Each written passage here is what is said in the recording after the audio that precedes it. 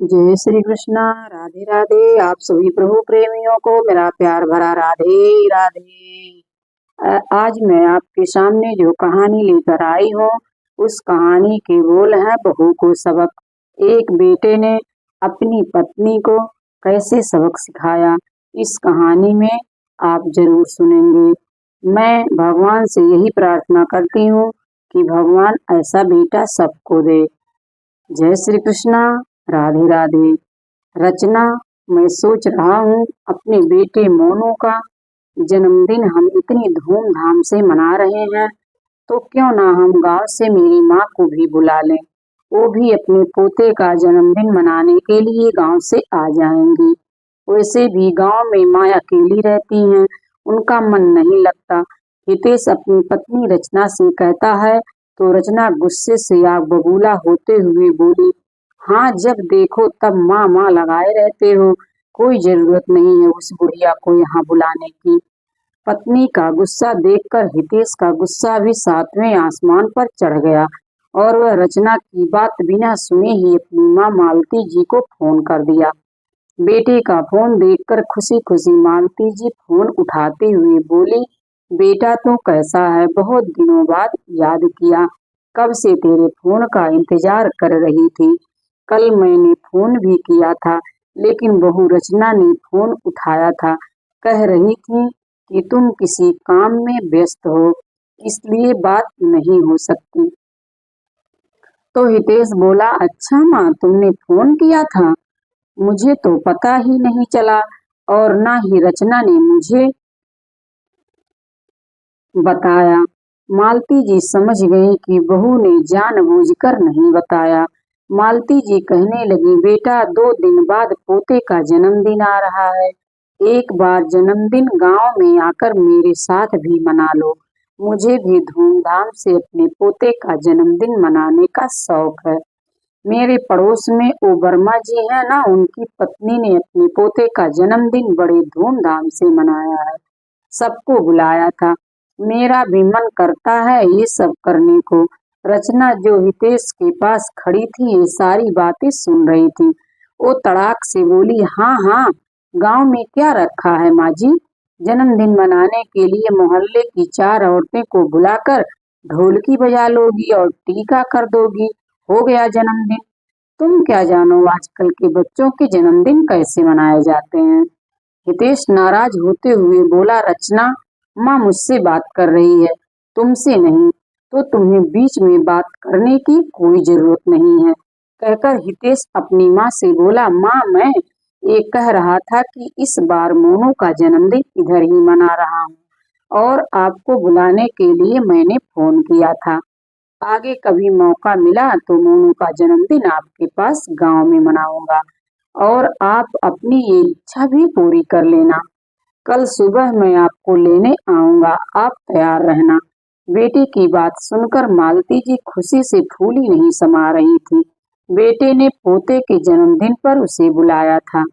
खुशी के मारे जल्दी जल्दी घर के सारे काम करने लगी और झट से कढ़ाई चढ़ाकर अपने पोते मोनू के लिए बेसन के लड्डू बनाने लगी, क्योंकि पिछली बार जब मोनू घर आया था तो उसे बेसन के लड्डू बड़े पसंद आए थे। पूरे दिन दादी बेसन के लड्डू दे दो, दादी बेसन के लड्डू दे दो कहता घूमता रहता था। दूसरे दिन सुबह सुबह ही हितेश अपनी माँ को लेने के लिए गांव आ गया और उसने देखा कि माँ जल्दी जल्दी सारे काम करने में लगी हुई थी। माँ की खुशी देखकर हितेश, माँ आपको मेरे पास आने की इतनी खुशी होती है तो फिर मेरे साथ हमेशा के लिए क्यों नहीं चलती हो। कितनी बार मैंने कहा है लेकिन हर बार मना कर देती हो। तो अपने बेटे की बात सुनकर मालती जी सोचने लगी कि बेटा तुम तो चाहते हो कि तुम्हारी माँ तुम्हारे पास रहे, लेकिन बहू नहीं चाहती कि मैं तुम दोनों के साथ रहूं। पिछली बार जब तुम दोनों घर आए थे मुझे अपने साथ चलने के लिए कहा था तो बहू ने मेरी वजह से तुमसे कितना झगड़ा किया था और फिर मैं नहीं चाहती कि मेरी वजह से बहू बेटे में झगड़ा हो। तभी अचानक हितेश ने कहा, माँ क्या सोचने लगी?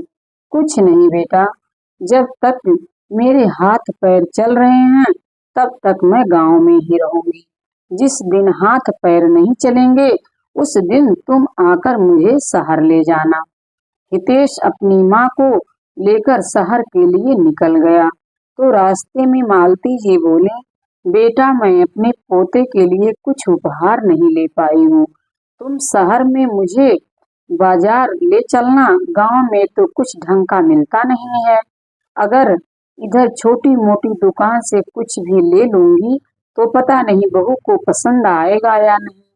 तो हितेश बोला, ठीक है माँ, तुम इधर से कुछ मत खरीदो, मेरे साथ शहर चलना, एक दिन आपको मैं बाजार ले चलूंगा, फिर जो अपने पोते के लिए लेना होगा वो ले लेना। बातें करते हुए दोनों माँ बेटे कब शहर पहुंच गए उन्हें पता ही नहीं लगा। घर पहुंचे तो रचना अपने कमरे में आराम कर रही थी। बहुत देर तक बैल बजाने के बाद रचना उठकर बाहर आई और फॉर्मेलिटी के लिए मालती जी के पैर छूकर अंदर चली गई। मालती जी हाल में सोफे पर आकर बैठ गईं। थोड़ी देर में हितेश तीनों के लिए चाय बनाकर ले आया। बहू चाय पीने के लिए बाहर आई तो मालती जी ने कहा, बहू अगर पोता ना सोया हो तो उसको मेरे पास भेज दो, मुझे उससे मिलने की बड़ी इच्छा हो रही है और मैं उसके लिए बेसन के लड्डू भी बनाकर लाई हूँ, उसे बहुत ज्यादा पसंद है ना। तो रचना ने झट से कहा, माँ जी बड़ी मुश्किल से सोया है, अब जागेगा तब मिल लेना। पास में बैठा हितेश रचना के स्वभाव से बहुत अच्छी तरह परिचित था कि उसका मुंह क्यों बना हुआ है। उसे मेरी माँ का घर में आना पसंद नहीं है। लेकिन थोड़ी देर में मोनू खुद ही कमरे से बाहर निकल के आ गया और सामने दादी को देखकर भागता हुआ दादी के गले लग गया और कहने लगा, दादी आप कब आए, मुझे पता ही नहीं लगा था। तो मालती जी ने कहा, बेटा बस अभी आई हूँ, कहते हुए उन्होंने डब्बे से बेसन के लड्डू निकालकर पोते को दे दिए और बोली, ले मोनू तुझे बेसन के लड्डू बहुत पसंद है ना, देख तेरे लिए कितने सारे लड्डू बनाकर लाई हूँ। मोनू एक बार में ही पूरा लड्डू खा गया और दादी से और लड्डू मांगने लगा। तो रचना झुलझुलाते हुए बोली, माँ जी इतने लड्डू इसे मत खिलाओ, पेट खराब हो जाएगा, इतना मीठा खाएगा तो पेट दर्द होने लगेगा। दोनों लड्डू मोनू के हाथ से छुड़ाकर वापस डिब्बे में रख दिए और मोनू को घसीटते हुए कमरे में ले गई। तो मोनू रोने लगा। हितेश भी उनके पीछे पीछे कमरे में गया। तो रचना पहले से ही बड़बड़ा रही थी, मैं इसलिए तुम्हारी माँ को नहीं बुलाती हूँ, मेरे बेटे को बिगाड़ कर रख देती हैं।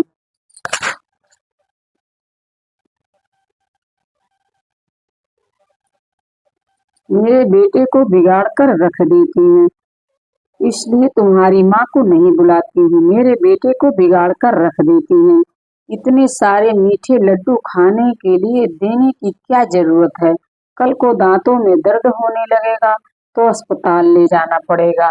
तभी हितेश अपनी पत्नी को की बात को काटते हुए कहता है, कैसी बातें कर रही हो रचना, माँ के घर में बने हुए देसी घी के लड्डू खाने से मोनू के दांत में दर्द होने लगेगा, लेकिन जो तुम सुबह शाम उसे चॉकलेट खिलाती रहती हो उससे कुछ नहीं होता क्या? सच बताऊं तो दांत चॉकलेट खाने से खराब होते हैं, ना कि लड्डू से। तुम्हें तो बस मूड खराब करने का मौका चाहिए। माँ को भूख लग रही है, हम दोनों के लिए खाना परोस दो। क्या तुम दोनों गांव से खाना खाकर भी नहीं आए? मैंने तो अपना और मोनू का खाना बनाया था, तुम दोनों का खाना नहीं बनाया। मुझे लगा कि तुम गांव जा रहे हो तो माँ ने तुम्हारे लिए तो खाना बनाया होगा, लाडला बेटा आया है तो माँ बेटा खाना खाकर ही आओगे।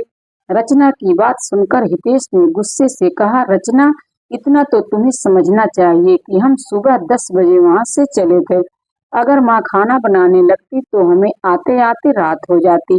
तुम्हारे आलस की भी हद होती है, जरा सा भी नॉनसेंस नहीं है। जब हम लोग गांव से आएंगे तो खाना तो खाएंगे ही, सिर्फ अपने आलस की वजह से तुमने खाना नहीं बनाया। इतना सुनते ही रचना ने भड़कते हुए कहा, हाँ हाँ, अब तो तुम्हारी माँ आ गई है ना, तो अब तुम मुझसे रोज ही किसी न किसी बात को लेकर झगड़ा करोगे। बहू की आवाज सुनकर मालती जी ने अपने बेटे को आवाज देते हुए कहा, बेटा हितेश, मुझे भूख नहीं है। वैसे भी मेरा पेट तो 2 दिन से ठीक नहीं है। मैं खाना नहीं खाऊंगी। सुबह नाश्ता भी बहुत भारी कर लिया था। थोड़ा बहुत बेसन का लड्डू खा लूंगी और पानी पी लूंगी। कहीं बहू बेटे में बात ना बिगड़ जाए, ये सोचकर मालती जी ने खाना खाने से मना कर दिया। दूसरे दिन रचना हितेश से बोली कि आज मुझे बाजार ले चलो, कुछ शॉपिंग करनी है। तो हितेश ने भी खुशी खुशी रचना से हाँ बोल दिया कि ठीक है रचना, तुम तैयार हो जाओ। वैसे भी हफ्ते भर में ऑफिस में बहुत ज्यादा काम था, तो जन्मदिन की कुछ तैयारी नहीं हो पाई। हालांकि सबको इनवाइट तो कर दिया है, लेकिन हमारी तैयारी अभी भी अधूरी है। हमने जो होटल पार्टी के लिए बुक किया था, एक बार उसका मोनू भी डिसाइड कर लेंगे, और तुम्हें जो भी शॉपिंग करनी है कर लेना। तभी रचना मालती जी से बोली, माँ जी, मैंने सुबह का नाश्ता तो बना दिया था, दोपहर का खाना तुम बना लेना। मेरा तो पूरा दिन शॉपिंग में निकल जाएगा। तो मालती जी ने कहा, ठीक है बहू, तुम आराम से अपनी शॉपिंग कर लो, खाना मैं बना लूंगी। जब बहू बेटे शॉपिंग के लिए निकलने लगे, तभी मालती जी को याद आया कि उसको भी अपने पोते के लिए गिफ्ट लेना है। उसने अपने बेटे बहू से कहा, बेटा, तुम जा रहे हो तो मैं भी पैसे दे देती हूँ, मोनू के लिए उसकी पसंद का गिफ्ट ले आना। कहते हुए मालती जी ने बहू के हाथ में 1,000 रुपए थमा दिए। अगले दिन मोनू का जन्मदिन था। धूमधाम से मोनू के जन्मदिन की तैयारी चल रही थी। पूरे आंगन में मोनू ही धमा चौकड़ी मचाते हुए घूम रहा था। कभी दादी की गोद में बैठता तो कभी पापा के कंधों पर चढ़ जाता। शाम होते होते सभी लोगों का आना भी शुरू हो गया। मालती जी हाल में जा रही थी कि तभी अचानक से मोनू दौड़ता हुआ आया और उसके हाथ से में मालती जी के कपड़ों में कोल्ड ड्रिंक गिर गया। मालती जी की साड़ी एकदम से चिपचिपी हो गई। लाइट कलर की साड़ी थी, कोल्ड ड्रिंक के दाग उसमें जगह जगह दिख रहे थे। पानी से धुलने के बाद भी वे दाग नहीं गए, तो मालती जी बहू के पास गईं और बोली, बहू, मेरी पूरी साड़ी गंदी हो गई है। अब मेरे पास इतनी अच्छी दूसरी साड़ी भी नहीं है। अगर तुम्हारे पास कोई साड़ी हो तो मुझे पहनने के लिए दे दो। इतनी जल्दी में बाजार से खरीद के भी नहीं ला सकती हूँ। तो रचना ने कहा, माँ जी, मेरी साड़ी तुम्हारी तरह सस्ती नहीं है। हर साड़ी ड्राइंग क्लीन होकर आती है, और तुम्हें तो साड़ी पहनने का शऊर भी नहीं है। अपने ही कपड़ों पर कोल्ड ड्रिंक गिरा ली। अभी तो फंक्शन शुरू भी नहीं हुआ था। सोचो, पूरे फंक्शन में मेरी साड़ी को पहनकर उसका क्या हाल करोगी। दरवाजे पर खड़ा हुआ हितेश पत्नी और माँ की बातें सुन रहा था।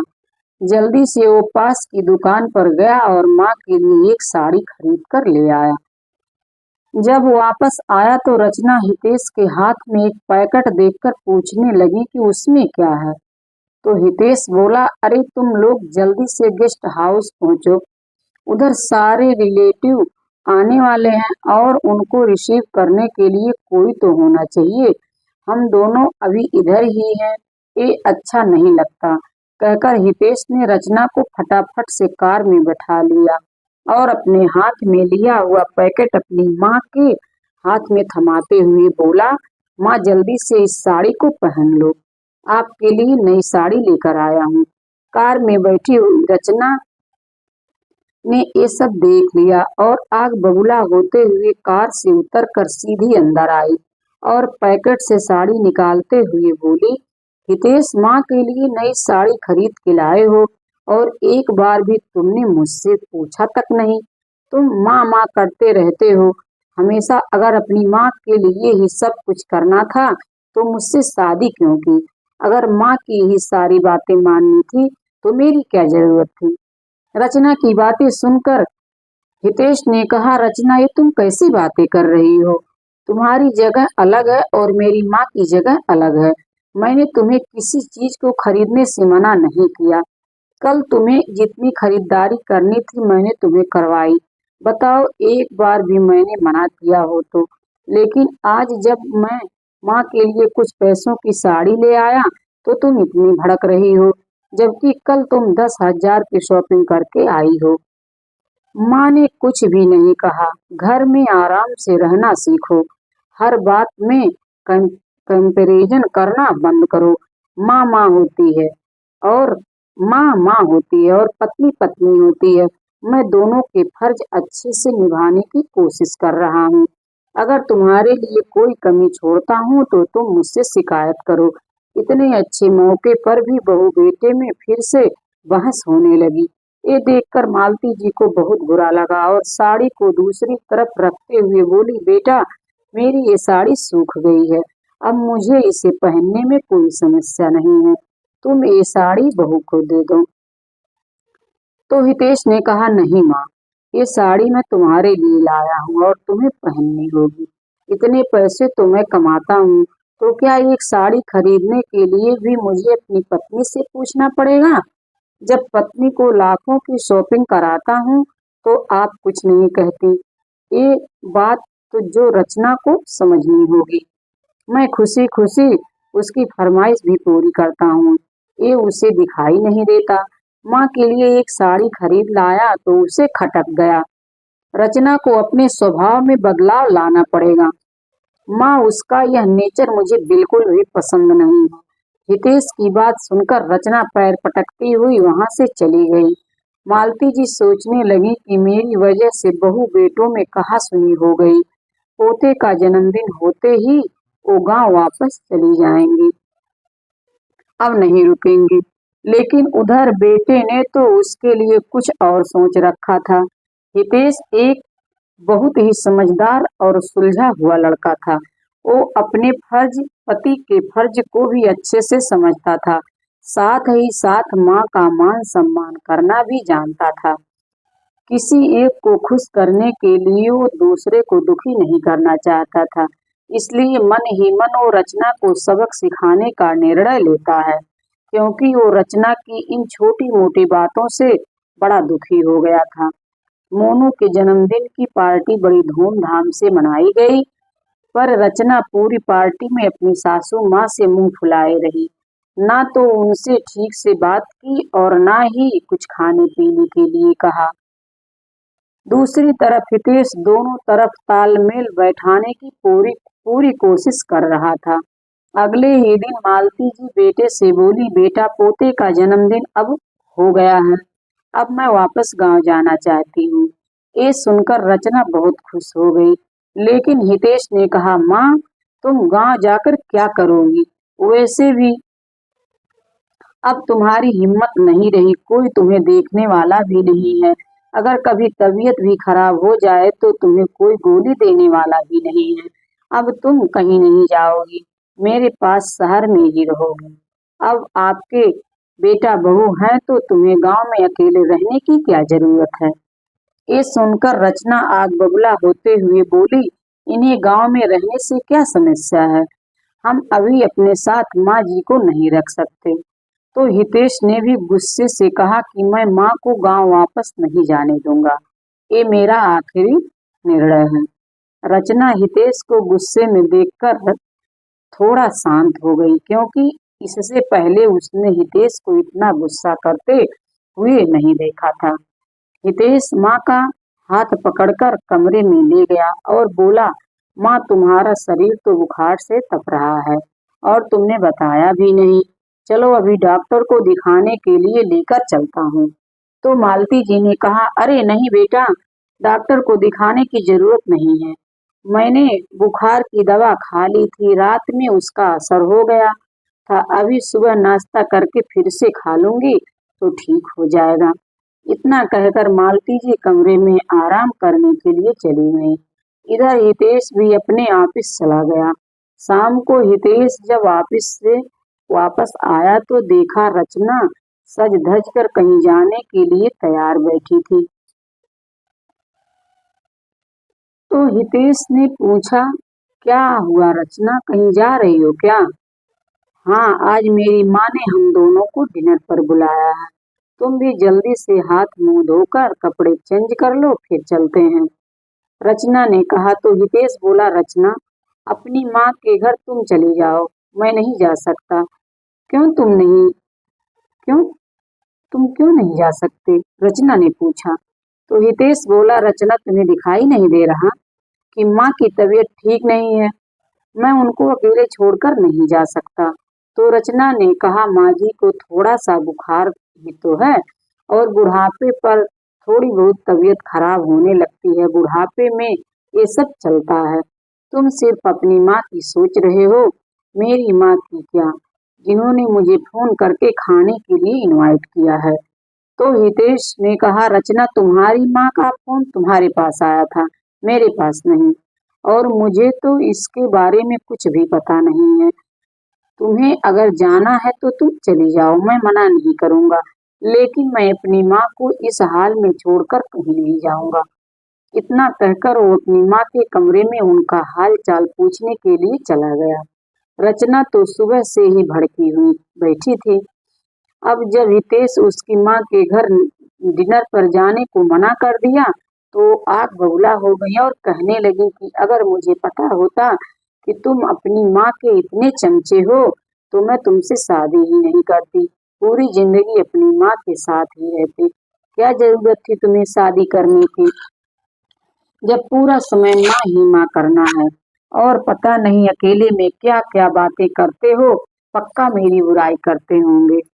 जब से तुम्हारी माँ आई है तब से तुम मुझे कम समय देते हो। रचना की बात सुनकर हितेश ने भड़कते हुए कहा, ये क्या बातें कर रही हो रचना? अगर मैं माँ से कुछ देर बात कर लूं तो तुम्हारा मुंह क्यों फूल जाता है और हमेशा तुम्हें यही लगता है कि मैं माँ से तुम्हारी बुराई कर रहा हूँ। अरे तुम्हारे अलावा भी दुनिया में बहुत सारे काम हैं, तुम्हारी बुराई क्यों करूंगा, मैं क्यों करूंगा?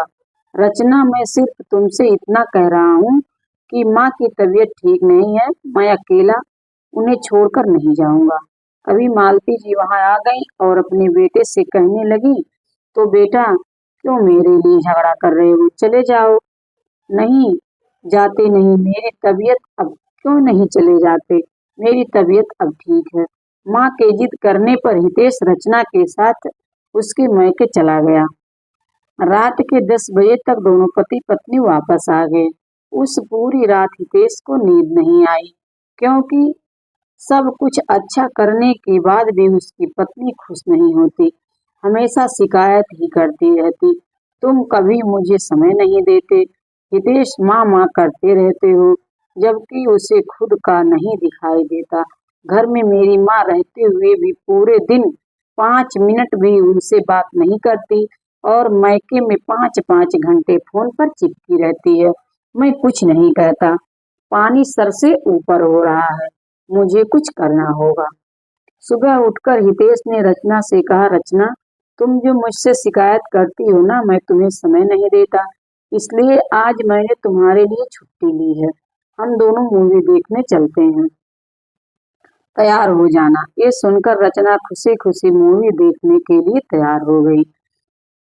तभी रचना के मायके से उसकी माँ का फोन आ गया। वो रचना से कहने लगी कि रचना तुम्हारे पिताजी की तबीयत बहुत खराब है, जल्दी से घर आ जाओ। तो रचना ने हितेश से कहा, मुझे मेरी माँ के घर ले चलो, मेरे पिताजी की तबीयत ठीक नहीं है। तो हितेश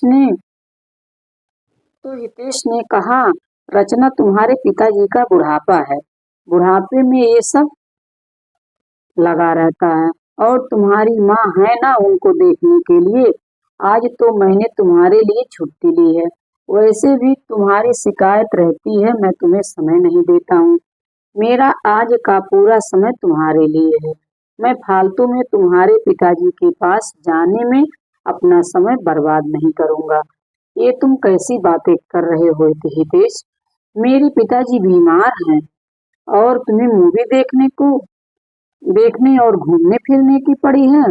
हितेश ने रचना की बात नहीं मानी और उसे घुमाने के लिए ले गया। दूसरी तरफ चुपके से ससुराल में फोन करके अपने ससुर जी का हालचाल पूछ लिया कि उधर सब ठीक ठाक है ना। लेकिन इधर रचना का मूड मूवी देखने में कम और मैके में ज्यादा लगा हुआ था। वो सोचती रही कि मेरे पिताजी तो ठीक होंगे ना, पता नहीं उनको क्या हुआ होगा। मैं एक बार उनको फोन करके पूछ लेती हूँ। जैसे ही रचना ने अपने बैग से फोन निकाला तो हितेश ने फोन को स्विच ऑफ कर दिया। ये सब देखकर रचना झल्लाकर बोली, ये क्या तरीका है हितेश? मेरे पिताजी की तबीयत ठीक नहीं है और तुम मुझे बात नहीं करने दे रहे हो। मैंने तुमसे शादी की है, खरीदा नहीं है तुमने मुझे। क्यों? मैं अपने माँ बाप की दुख तकलीफ में भी साथ ना दूं? मैं अपने माता पिता की इकलौती बेटी हूँ। हारी बीमारी में मेरा उन्हें देखने का फर्ज बनता है। तुम मुझे उन्हें देखने से मना नहीं कर सकते। बिल्कुल सही कहा रचना तुमने। इतने सालों से मैं तुम्हें यही तो समझा रहा था कि मैंने तुमसे शादी की है, तुमने मुझे खरीदा नहीं है। जो मैं तुम्हारे इशारों पर नाचता रहूं। अगर नहीं नाचूं तो तुम घर में कलह पैदा करती हो। मैं भी अपनी माँ का इकलौता बेटा हूँ और मेरे अलावा उनका तो कोई सहारा भी नहीं है, पिताजी भी नहीं है। तुम्हारे पिताजी के पास कम से कम तुम्हारी माँ तो है और उन दोनों पति पत्नी की जोड़ी तो साथ में है। मेरी माँ के पास तो पिताजी भी नहीं है। अगर मैं उनका साथ नहीं दूंगा तो कौन देगा? अगर तुम मेरी माँ का साथ देना पसंद नहीं करती हो तो तुम अपने माता पिता का साथ नहीं दोगी और उन्हें उनके हाल पर छोड़ दो और बात बात पर माँ माँ मत किया करो। और अब तुम्हारी शादी मुझसे हुई है ना, तो तुम्हें मेरे हिसाब से चलना होगा। आज से मैंने आज से पहले मैंने तुम्हें कभी नहीं अपनी मायके जाने से रोका, मना नहीं किया था। जब तुम्हारा मन करता था चली जाती थी, लेकिन तुम्हें अपने लिए सारी स्वतंत्रता चाहिए और मेरे ऊपर ही सारी चीजों का बंधन लगाती हो। तुम्हारी माँ माँ है और मेरी माँ माँ नहीं है, पराई हो गई। इतना भेदभाव मुझसे बर्दाश्त नहीं होता। रचना, अब जब मेरी माँ की सेवा तुम नहीं कर सकती हो और उनके साथ अच्छे से व्यवहार नहीं कर सकती हो तो मैं भी तुम्हारे माता पिता का साथ नहीं दूंगा। या तो तुम खुद को बदलने की कोशिश करो या फिर अपना सामान पैक करके हमेशा हमेशा के लिए मैके चली जाओ। हितेश के ऐसे रूप को देखकर रचना दंग रह गई। थोड़े समय के लिए तो उसकी बोलती ही बंद हो गई। फिर सोचने लगी, हितेश सच ही तो कह रहा है। उसकी माँ की तबीयत खराब थी, फिर भी मैं उसकी माँ को छोड़कर अपने मैके चली गई। एक बार हाथ पकड़ कर भी नहीं देखा कि माँ जी तुम्हारी तबीयत कैसी है। जब मेरे मैके में किसी की तबीयत खराब होती है तो मैं भाग कर जाती हूँ और उम्मीद करती हूँ कि हितेश भी मेरे साथ चले। सोच सोच कर ही रचना की आंखों से आंसू बहने लगे। उसके चेहरे से लग रहा था कि ये आंसू आज पश्चाताप के हैं।